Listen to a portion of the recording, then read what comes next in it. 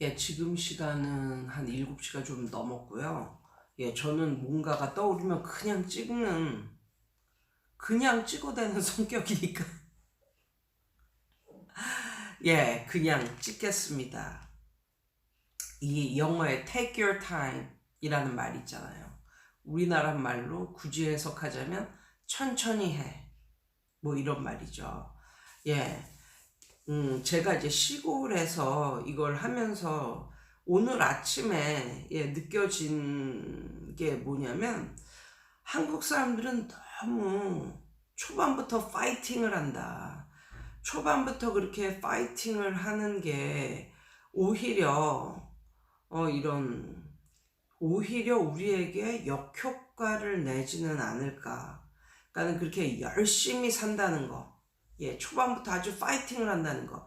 뭔가 열심히 해야만 결과가 나올 수 있다는 거. 예. 이런 생각 속에서는 우리는 계속 살고 있잖아요. 뭔가 열심히 해야 되고, 파이팅을 외쳐야 되고, 게으름은 절대 안 되고, 뭐 이런 거. 근데 이제 제가 시골에서 아이들을 가르치고 있잖아요. 시골에서 이제 저희 집에서 맨 처음에 교습을 이제 시작을 했다는 거죠. 근데 교습을 시작한 지 몇 달 안 돼서, 몇 달 안 돼서 이제 첫째를 낳았고, 이제 첫째를 이제 키우게 됐는데, 그러니까 뭐 너무 삶이 힘든 거죠. 내 삶이. 육아에 지칠 대로 지쳤는데 또 아이들도 가르쳐야 되고 이러니까. 그러니까 사실 아이들은 뒷전이었어요. 제 자식이 먼저였지. 예. 그리고 때마침 그렇게 오랜 시간 일을 할 필요도 없었고, 한 하루에 3시간 정도 일을 했고, 그 다음에 그 일하는 시간에는 엄마는 돌아가셨으니까, 친이모가 와서 이제 아기를 이제 돌봐주고 이제 그랬다는 거죠. 예, 그러면서 이제 시간이 흘렀는데 아이들은 아주 천천히 늘었습니다. 한 명, 한 명, 한 명. 예, 이런 식으로 늘었어요. 그래서 이제 그렇게 학원 생활을 하다가 한 애들이 10명 정도 됐을 때 중학교 애들이 너무너무 말을 안 듣고 이래가지고 한 번은 한 대여섯 명을 확 자른 적도 있어요. 예, 너네는 도저히 내가 못하겠다. 너네들까지는. 그래서 나가라. 예, 그래서 그러니까 제 이미지가 별로 안 좋아졌겠죠. 왜냐하면 이 뭐 교습소, 뭐 공부방 주제 아이들까지 잘랐으니까. 예, 그러면서 그 이후로 더욱더 애들이 천천히 이제 늘게 됩니다. 한 명, 한 명, 한 명, 뭐 이런 식으로. 한 달에 한 명, 뭐 2달에 한 명, 뭐 이런 식으로 늘게 되는 거죠. 그래서 이제 나중에는 집도 너무 지저분해지고 이제 이래가지고 학교 앞으로 이제 가게 됩니다.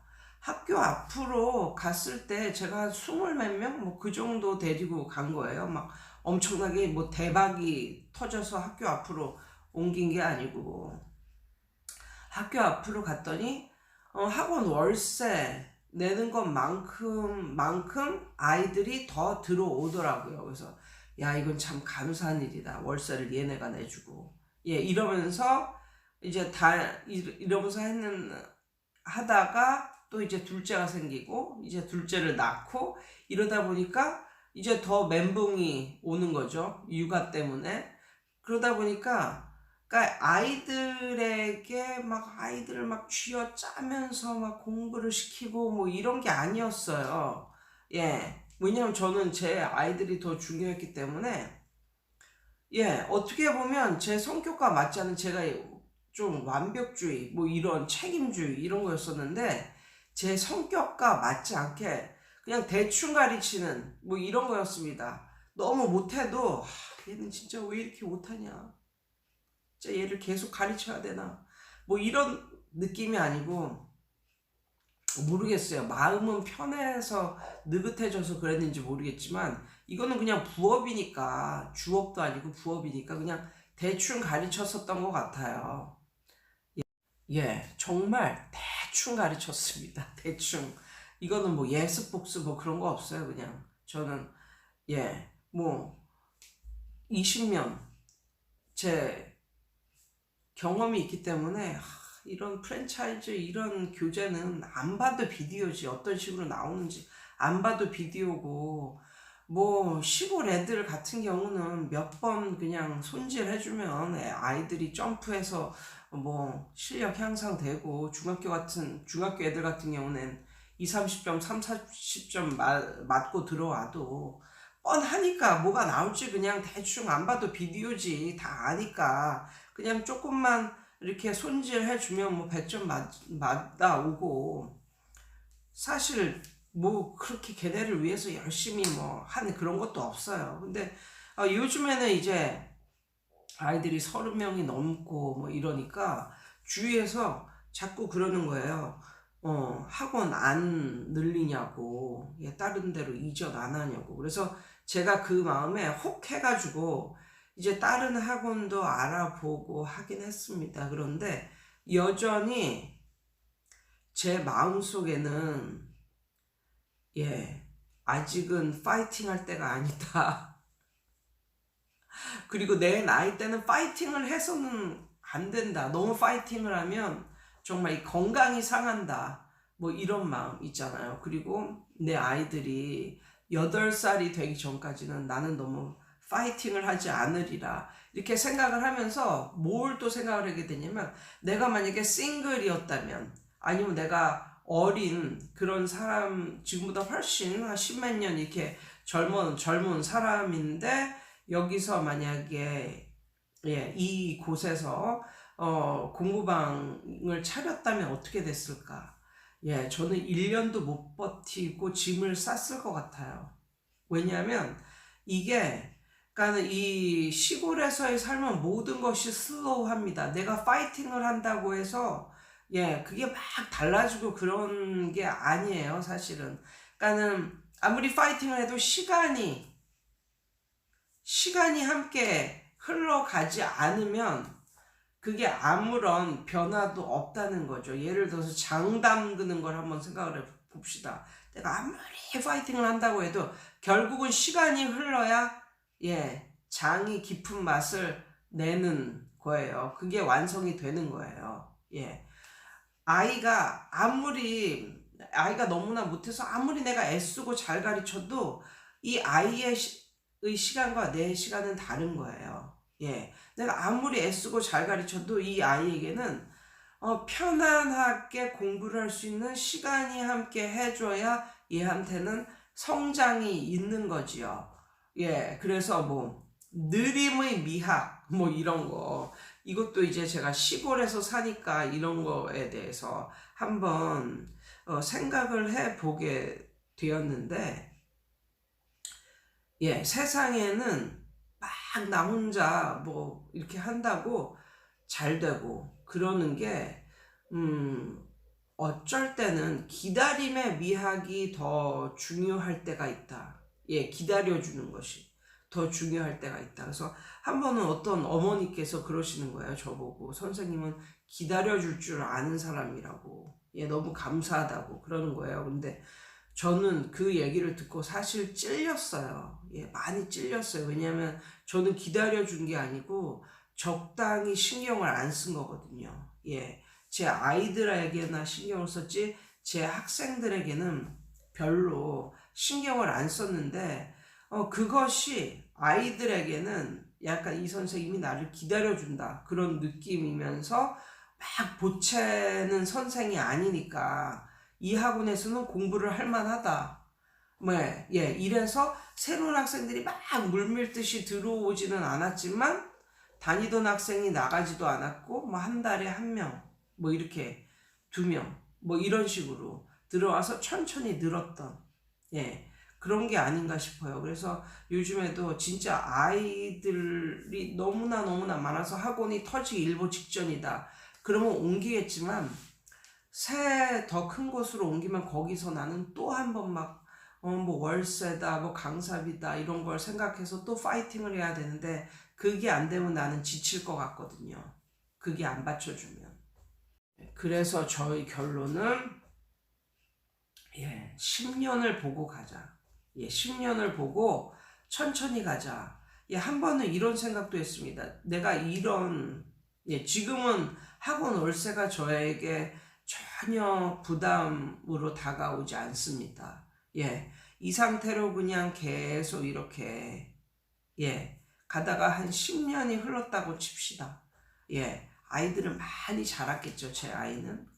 그리고 이 시골 마을에서 내가 벨나게 굴지 않는 이상은 아이들이 한 달에 한 명, 두 달에 한 명 이런 식으로 늘 거라는 거죠.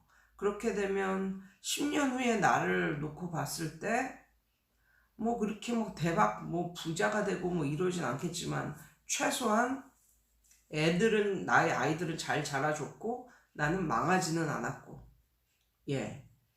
이런 느낌의 삶. 물론 대박이 나서 건물을 사고 이러면 좋겠지만 대박이 나서 건물을 사면 또 제 아이들이 됐겠죠. 이러다 보니까 저의 결론은 그냥 제가 여러 가지 이제 매뉴얼이나 그런 학생 늘리는 방법 이런 거 가르쳐 드렸잖아요. 저는 그냥 여러분에게 가르쳐 드렸지만 저는 이걸 안 할 가능성이 훨씬 더 많을 것 같고 천천히 아이들이 들어와야 나도 내 아이를 챙겨가면서 내 아이들과 함께 보낼 시간을 가지면서 이렇게 생활이 되겠다. 그런 느낌. 그러니까 그 생각이 항상 그렇진 않아요. 그러니까는 아이들이 좀 너무 많다 싶을 때는 어떤 생각이 들었냐면 그냥 남편을 그냥 회사를 때려치게 하고 이 학원에 올인할까 이런 생각도 하고 했는데 아무리 내가 파이팅을 한다고 해도 아이들이 느는 건 천천한 그런 리듬으로 늘고 있거든요.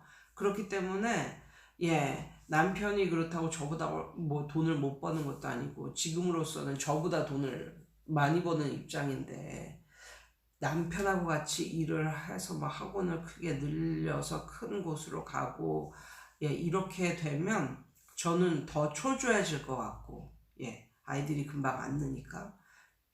그리고 그러면 남편과의 사이도 별로 안 좋아질 것 같고. 그래서 결론을 내렸습니다. 그냥 남편은 회사를 다니고 나는 쇠할 수도 있겠다. 내 학원이 더 쪼그라들 수도 있겠다. 아이들을 키우면서 더 쪼그라들 수도 있지만 그래도 두 명의 내 아이들은 여전히 해맑게 자라고 있으니까 그 편이 나에게는 더 성공한 인생이다. 내가 돈을 좀 더 많이 버는 것보다는 아이들이 더 잘 자라주고 이것이 나에게는 더 성공한 인생 아닌가.